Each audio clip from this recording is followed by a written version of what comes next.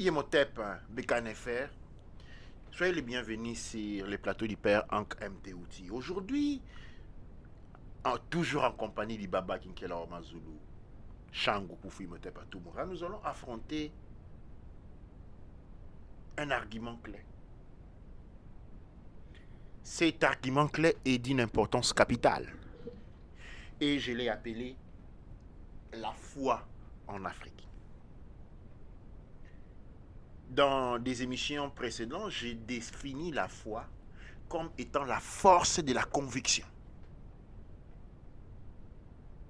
la détermination. La foi est importante.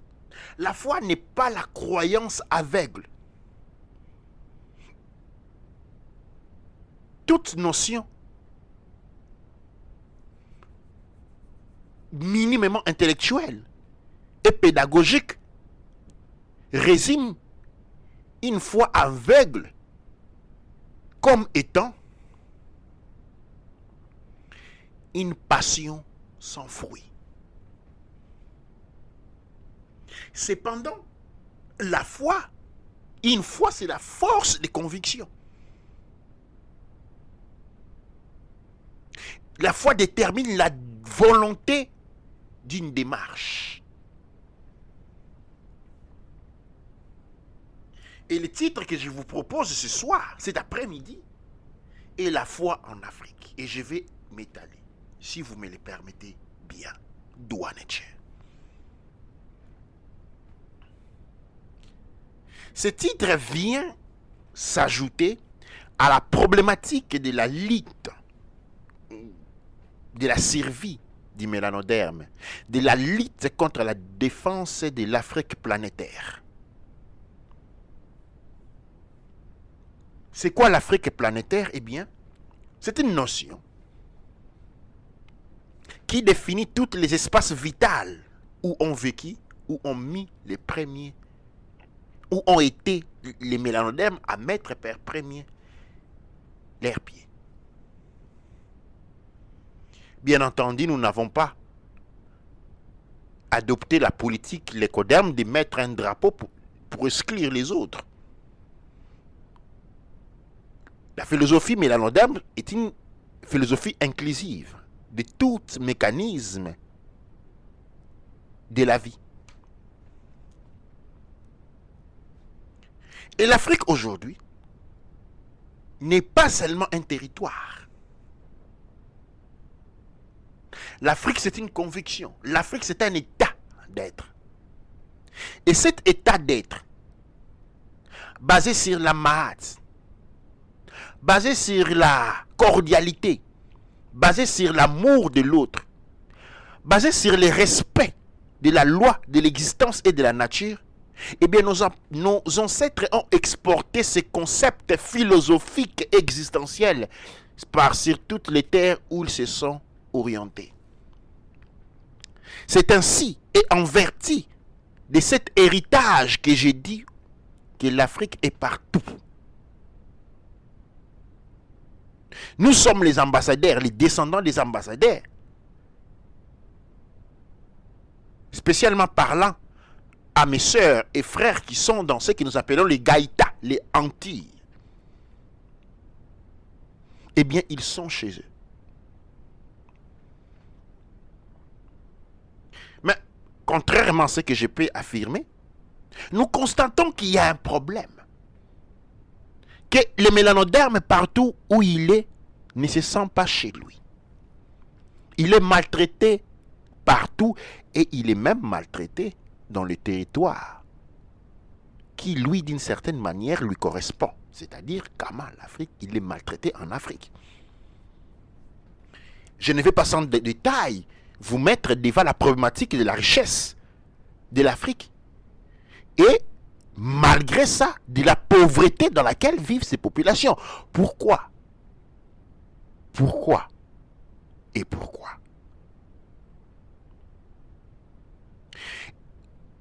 J'identifie la source de cette problématique au niveau de la foi. Et je vais essayer de m'étaler là-dessus. Le monde de l'écoderme, dans sa démonstration occidentale de la culture impérialiste sauvage, où les valeurs sont basées sur la compétition, et qui dit compétition attire la corruption dans les désirs et dans les lancers de vouloir être affirmés comme les meilleurs, les plus forts. Nous a présenté une propagande. Eh bien, partout où vous vivez dans le monde entier, où que vous vous trouvez l'Occident, qui oxyde, bien entendu. Il oxyde les cultures authentiques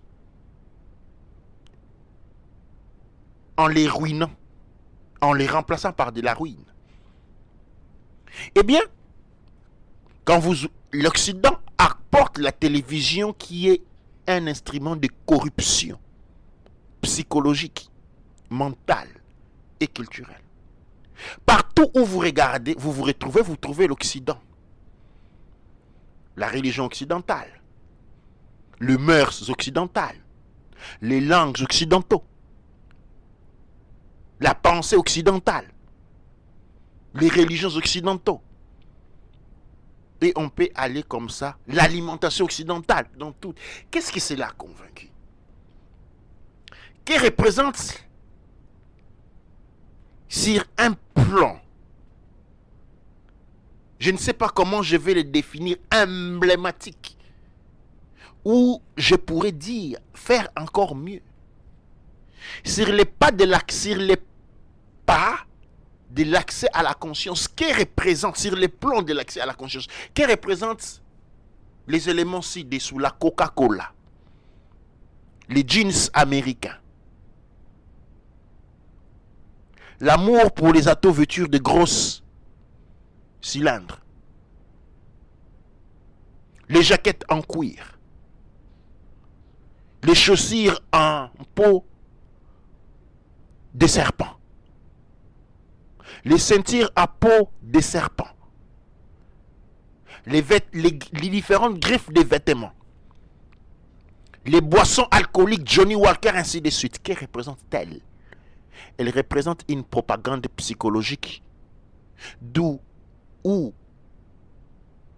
me reprends, elle représente tous une propagande psychologique dont les objectifs sont la conversion du monde entier à la foi pour l'Occident. En fait, en m'entrant dans cette démarche qui a caractère philosophique mais va en profondeur.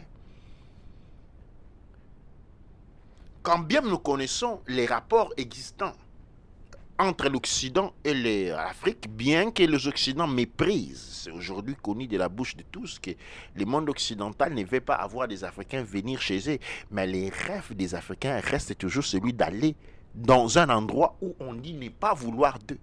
Bien que l'on sait combien déjà meurent chaque jour aux États-Unis, mais il suffit qu'on puisse vous dire, si vous vendez votre maison aujourd'hui, eh bien si vous vendez votre maison dans laquelle vous êtes bien important en Afrique, eh bien vous allez vous retrouver un vagabond et un sans-abri aux États-Unis, et les gens vont vendre et les Africains vont vendre leur maison.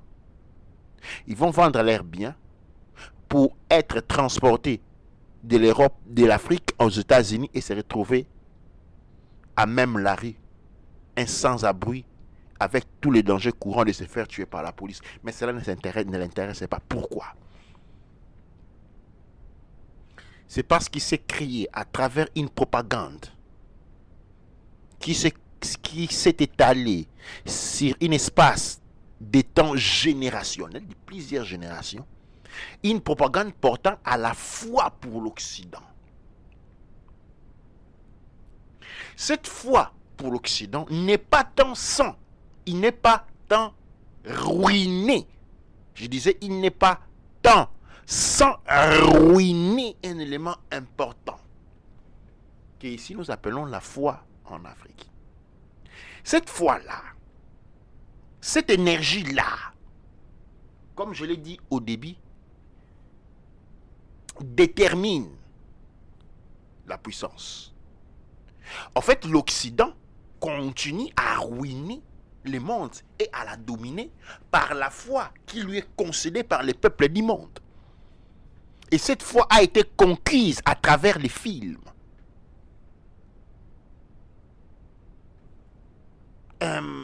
Exaltant le modèle de vie occidental comme la meilleure. Exaltant les langues occidentales comme les meilleures. Les religions démonisant tout ce qui est des autres. Cette démonisation, en parlant du monde mélanoderme, de notre propre identité, a porté à une perte de foi. Parce que la perte de l'identité comporte une perte de foi.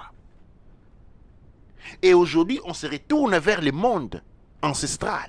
On se retourne vers le monde africain. On dit sauvez-nous. Mais sans la foi pour l'Afrique, l'Afrique ne peut pas sauver les Africains. Est-ce que vous comprenez cela? Si les Africains ne donnent pas, si les Africains de partout le monde ne donnent pas l'énergie à l'Afrique, et je dis l'Afrique, je ne parle pas du continent, je parle de la terre où nos ancêtres ont mis les pieds pour premier. Si nous ne donnons pas cette énergie-là à l'Afrique, eh bien l'Afrique ne peut rien faire pour nous. Si nos croyances sont nos aspirations, si nos idées sont toujours orientées au service religieux, de l'adoration, non que de la soumission, au modèle de vie, aux religions, au syncrétisme, aux cultures occidentaux, eh bien l'Afrique ne peut rien faire pour nous. Pour que l'Afrique ait, pour que les maîtres spirituels africains aient la possibilité de pouvoir sauver les Africains, eh bien les Africains doivent leur foi à l'Afrique. Le monde mélanoderme doit avoir foi en Afrique. Le problème sur ce point est que le mélanoderme ne sait même pas ou a complètement oublié c'est quoi avoir foi en Afrique. Qu'est-ce que cela représente, avoir foi en Afrique?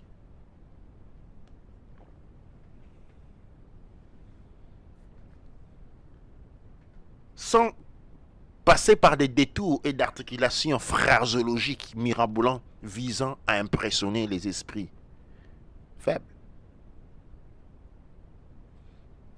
La foi en Afrique est une conscience nous liant aux aïeux, à nos ancêtres et aux créateurs.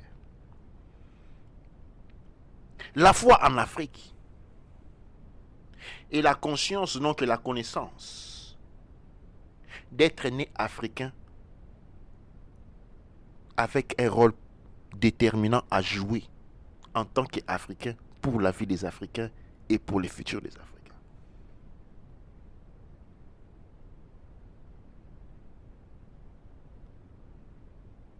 Disent certaines, quelle que soit la durée de la nuit, le soleil apparaîtra. Eh bien, ça c'est une foi. C'est une phrase, une affirmation positive qui donne de l'espoir. Eh bien, nous avons besoin de l'affirmation positive pour renforcer notre foi pour l'Afrique.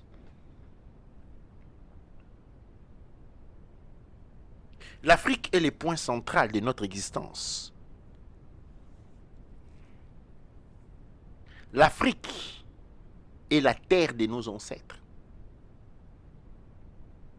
C'est sur cette terre que nos ancêtres et de ceux qui sont allés explorer les mondes extérieurs ont leurs ancêtres. L'Afrique, c'est l'Afrique géographique, Kama, c'est notre lieu de pèlerinage à tous.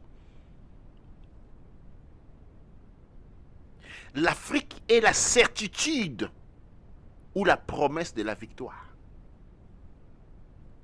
Et cette victoire a besoin de chacun d'entre nous. La foi en Afrique implique une religiosité. Et cette religiosité, nous l'avons mis sur pied. Nous l'avons relevée des méandres, des oublis dans lesquels elle a été enfoncée par l'impérialisme et nous l'avons rebaptisé les couches Kamit Congo. Les couches Kamit Congo revalorisent l'identité individuelle tant que collective mélanoderme en proposant une démarche unificatrice de toutes les philosophies religieuses, spirituelles, qui depuis la nuit des temps se sont déversées sur la terre de nos ancêtres, qui ont découlé de la bouche de nos ancêtres à travers les proverbes, qui se sont découlés de l'action de nos ancêtres à travers le culte, à travers les rituels. Sans discrimination et sans apologie de la sorte, ces éléments doivent être reconstruits, mis sur les mêmes plateaux, reconstruire les scores de Hausa. Et cette démarche, c'est la foi. La foi n'est pas une croyance, mais la certitude, le savoir, connaître qu'en reconstituant le corps de Hausa, en reconstituant la conscience collective, dynamique, mélanoderme, nous n'aurons même pas besoin de combattre les oppresseurs. L'impérialisme extraterrestre, elle partira d'elle-même. La conviction que pour sauver nos mélanodermes, pour nous sauver à nous, pour sauver les futures générations, eh bien nous devons sauver ce que nous sommes aujourd'hui. Et nous sauvons ce que nous sommes aujourd'hui en nous reconnectant à ce que nous avons été dans le passé. C'est ça la foi. Il n'y a pas de mystère dans de la foi. Quand nous parlons des mystères de la foi, nous sommes dans l'erreur. Nous devons parler de la révélation de la foi. La révélation de la foi est un fait clair. La révélation de la foi pour Kama, et l'énergie de l'action dont nous avons besoin pour alimenter notre système de spiritualité afin qu'il puisse nous servir des mécanismes de protection et pour qu'il puisse épargner la vie de notre chers sœurs, frères et fils, filles comme fils. Nous prêchons la foi en Afrique.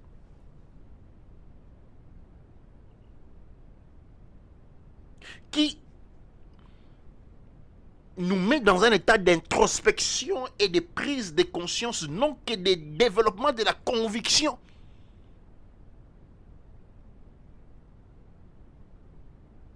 Tel que promis par le Mosia Léon Marcus Garvey, que aussi longtemps que l'Afrique ne sera pas libre, l'Africain ne vaudra moins que rien. Et que si nous ne marchions pas dans le sens de la libération, de l'émancipation, de la conscience individuelle tant que collective mélanoderme, nous tomberons dans une forme d'esclavage dont nos esprits ne sont pas encore préparés. Et cet esclavage, ce n'est pas pour 2400, ce n'est pas pour 2040, c'est maintenant. Maintenant est arrivé l'heure. Maintenant est arrivé le moment. Que devrions-nous faire? Descendre sur les riz? Nous armer? Attaquer les autres? Non. Nous devrions nous réconcilier avec notre moi profond. Cette réconciliation avec le moi profond développe ce qu'on appelle la foi en Afrique, la foi à Kama.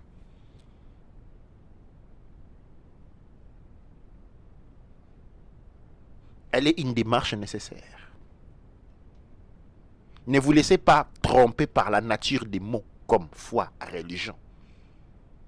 Elles ont une valence technique et ne doivent pas être rattachées ou attachées à des émotions. Leurs valences et leurs usages sont purement techniques et ne sont pas psychologiques. Ne tombons pas dans la psychologie de l'embarras de l'usage des mots par correspondance. Mais réfugions-nous dans les caractères techniques des choses et de la compréhension claire des énoncés.